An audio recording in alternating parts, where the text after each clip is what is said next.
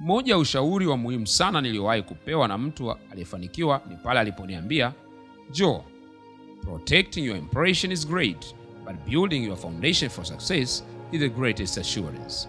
Ikimaanisha, Joel, kulinda sifa yako kwa nje ni muhimu, ila kulinda misingi yako ya mafanikio ni muhimu zaidi. Changamoto ya watu wengi ni kutaka mafanikio bila misingi imara, na matokeo yake wanapanda kwa muda mfupi kisha wanapoteza kila kitu. Kila siku jiulize, natumia nguvu kubwa kuboresha msingi wangu ama niko busy na kulinda kinachoonekana kwa nje?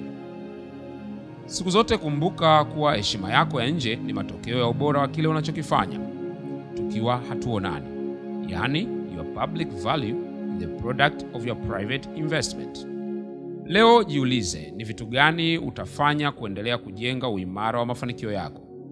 Usisahau kuwa Usain Bolt ili akimbie kwa sekunde 9 kwa mita 100 kwenye mashindano ya Olimpiki ambako anashangiliwa na dunia nzima, umlazimu kila siku kwa miaka 4 kuamka asubuhi kufanya mazoezi bila watu wanaomuona kwenye TV, ikiwa ni sehemu ya kujenga msingi wa ushindi. Kabla hujataka kuwa bora kuliko kila mtu kwa nje, jitahidi kuwa bora kuliko kila mtu wakati hakuna anayekuona. Fanya mambo ya kujenga msingi wako uwe imara zaidi. Je, wewe unajenga msingi wako ili uwe imara?